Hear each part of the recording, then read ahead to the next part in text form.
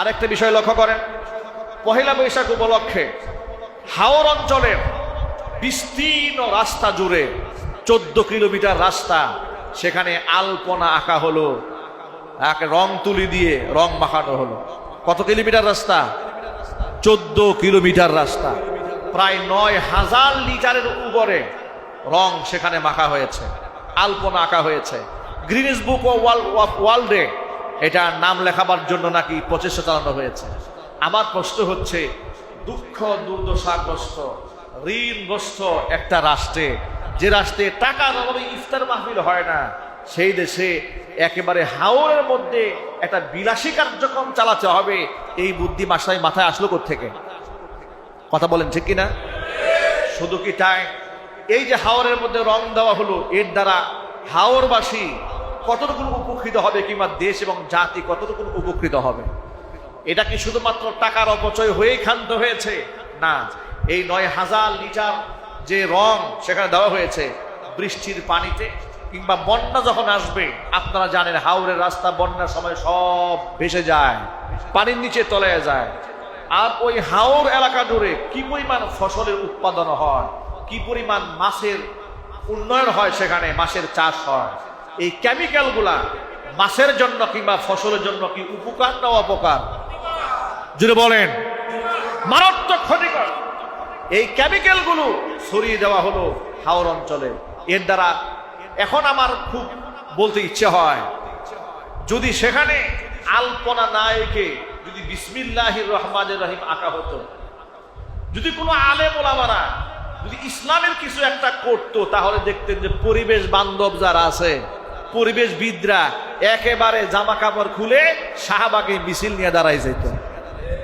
1000 বছরের ঐতিহ্য ইফতার প্রোগ্রাম করা।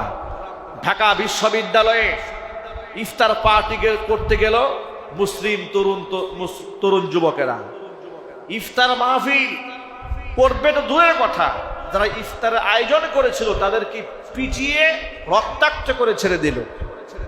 তারা কি বললো শোনেন, তারা বলল ইফতার মাহফিল করলে অর্থের অপচয় হয়,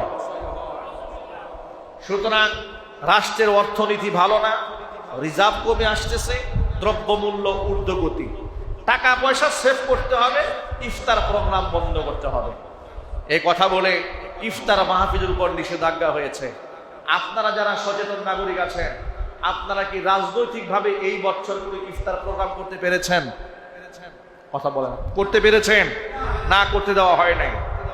এমনকি যত প্রকার ব্যাংকগুলোতে প্রত্যেক রমজান মাসে ইফতার প্রোগ্রাম হতো, এই বছর বাংলাদেশে কোনো ব্যাংকে, কোনো অফিসে, কোনো আদালতে ইফতার প্রোগ্রাম করতে দেওয়া হয় নাই। এটা কি ভুলে গেছেন আপনারা? এখন শোনেন, কেন অজুহাত দেখানো হলো ইফতার করতে গেলে অনেক টাকার অপচয় হয়। একটু অর্থনীতিকে একটু সাশ্রয়ী দিকে আনার জন্য, রাষ্ট্রকে একটু স্বস্তি দেওয়ার জন্য, যেন যুবলোকেরা টাকা পয়সা ব্যয় করে অপচয় না করে, এই জন্য ইফতার প্রোগ্রাম বন্ধ করা হলো।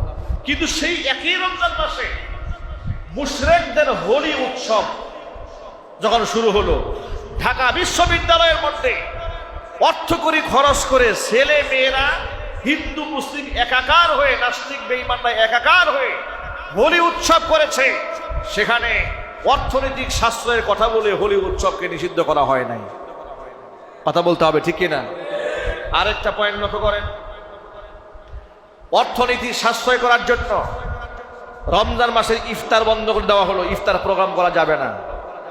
যে দেশে রমজান মাসে মুসলমানদের 1000 বছরের ঐতিহ্য ইফতার প্রোগ্রাম বন্ধ করা হয়, সেই দেশে পহেলা বৈশাখ নামক এমন নোংরা এবং অশ্লীল বেহায়া উৎসব রাষ্ট্রের মধ্যে রাষ্ট্রীয়ভাবে উদযাপন হয় কি করে, জাতির কাছে আমরা জানতে চাই।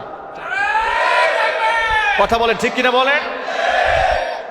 এই পহেলা বৈশাখ উদযাপন করতে গিয়ে রাষ্ট্রের কি পরিমাণ টাকা ব্যয় হচ্ছে, মিডিয়ার প্রত্যেকটা সেকেন্ডের দাম কত, যে মিডিয়াতে প্রচার করা হচ্ছে, বিভিন্ন টেলিভিশনে, স্যাটেলাইট চ্যানেলে কোটি কোটি টাকা খরচ করা হচ্ছে এই পহেলা বৈশাখের সংস্কৃতি তুলে ধরার জন্য। এখানে তো প্রশ্ন করা হয় নাই, যেহেতু দেশের অর্থনীতির অবস্থা ভালো না, রমজান মাসে ইফতার পানি বন্ধ হয়ে গিয়েছিল, পহেলা বৈশাখের অনুষ্ঠান এবছর বন্ধ করে দেওয়া হোক, এখানে বন্ধ করা হবে না। এর মানে হচ্ছে সুকৌশলে ইসলামের যত প্রকারের ঐতিহ্য আছে এগুলাকে বন্ধ করে দেওয়া, আর মুশরিক কাফের বেঈমানদের যত প্রকারের কালচার আছে সবগুলাকে প্রমোট করা। এটা হচ্ছে সাংস্কৃতিক অঙ্গনে ইতিহাস এবং ঐতিহ্যের মধ্যে মুসলমানদেরকে চিরতরে ধ্বংস করে দিয়ে মুশরিকদের আগ্রাসন দেশের মধ্যে চালাবার জন্য এটা হচ্ছে হীন এবং ঘৃণ্য প্রচেষ্টা।